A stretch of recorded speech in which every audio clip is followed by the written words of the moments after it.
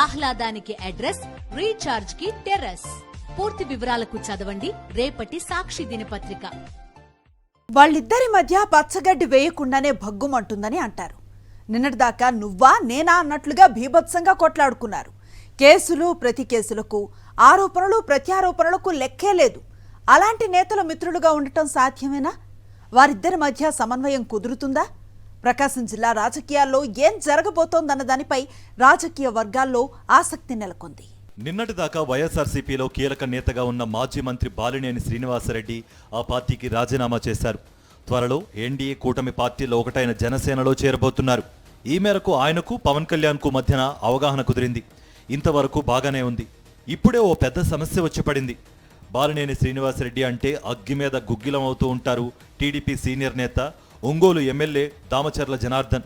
అందుకే కూటమి ప్రభుత్వం అధికారంలోకి వచ్చాక బాలినేని శ్రీనివాసరెడ్డి అనుచరులపైన కేసులు పెరిగాయి. దాడులు మామూలే. ఈ నేపథ్యంలో కూటమి పార్టీ అయిన జనసేనలోకి చేరడానికి బాలినేని ఏర్పాట్లు చేసుకుంటున్నారు.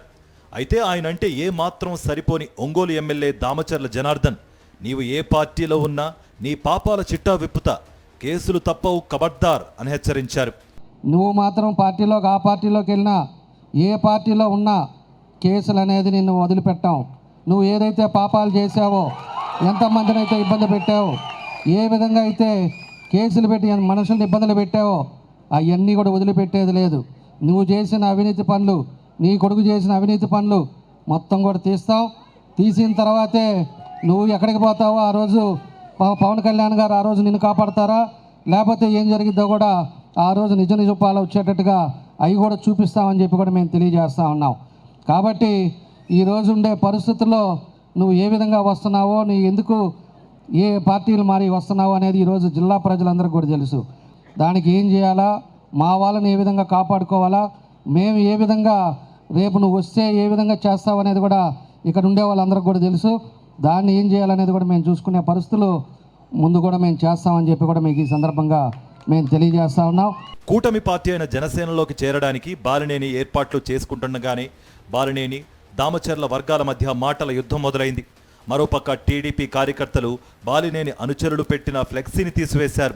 దీనిపై ఒంగోలు ఎమ్మెల్యే ఫోటో చాలా చిన్నగా పెట్టారని, అందుకే తీసేస్తున్నామని వారంటున్నారు. కూటమిలో చేరకముందే టీడీపీ ఎమ్మెల్యేను, కార్యకర్తలను అవమానిస్తున్నారంటూ టీడీపీ కార్యకర్తలు ఆందోళన చేశారు. మరోపక్క ఏ పార్టీలో ఉన్నా నీ పాపాల చిట్టా విప్పుతా, కేసులు తప్పవు అని బాలినేని ఉద్దేశించి టీడీపీ నేత ఒంగోలు ఎమ్మెల్యే దామచర్ల జనార్దన్ చేసిన హెచ్చరికతో ప్రకాశం జిల్లా రాజకీయాల్లో వేడి పెరిగింది.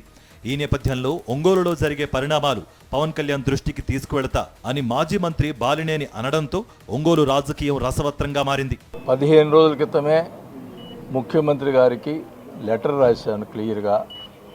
ఇక్కడ ఏదో ఆరోపణలు చేస్తున్నారు, మీరు ఎంక్వైరీ చేసి వెరిఫై చేయండి, నాది నా కొడుకు మీద ఎంక్వైరీ చేసి వెరిఫై చేయండి అని చెప్పి ముఖ్యమంత్రికే పెట్టాను. పొద్దు గూగుల్ ఎంక్వైరీ చేయి, అబ్బాయి తబ్బాయి ఇవన్నీ మాట్లాడితే ఇంకోటి కూడా అన్నాడు, నేను విన్నా, పవన్ కళ్యాణ్ కూడా ఏం చేస్తాడు చూస్తామని. అంత అది పనికిరాదు, మంచి పద్ధతి కాదు అది. నేను ఎంక్వైరీ చేయమని చెప్పిన తర్వాత ఈ పొద్దుగులు 100 రోజులు అయింది కదా, ఎంక్వైరీ పెట్టవచ్చు కదా, చేయొచ్చు కదా. ముఖ్యమంత్రికే లెటర్ రాసిన, దానికేం ఇదిలే, ఇదేదో కావాలని జనసేనలో పోతున్నాడు ఇదని చెప్పి రెచ్చగొట్టేదానికి ప్రయత్నాలు చేస్తున్నారు తప్ప ఇదేం లేదు. ఫ్లెక్సీలు ఎవరు కట్టారో నాకు తెలియదు, ఆయన బొమ్మ వేసాడని చెప్పి తీసేయమన్నాడంట. మన సంతోషమే, ఆయన బొమ్మ వద్దు అనుకున్నప్పుడు ఓకే. బాలినేని శ్రీనివాసరెడ్డి మంచోడు కాదని ఇప్పటికే జనసేన జిల్లా అధ్యక్షుడు రియాజ్ ముఖ్యమంత్రి చంద్రబాబుకి ఫిర్యాదు చేశారు. పవన్కు చెప్పి బాలినేనిని అడ్డుకోవాలని, జనసేనలో చేరకుండా చూడాలని కోరారు.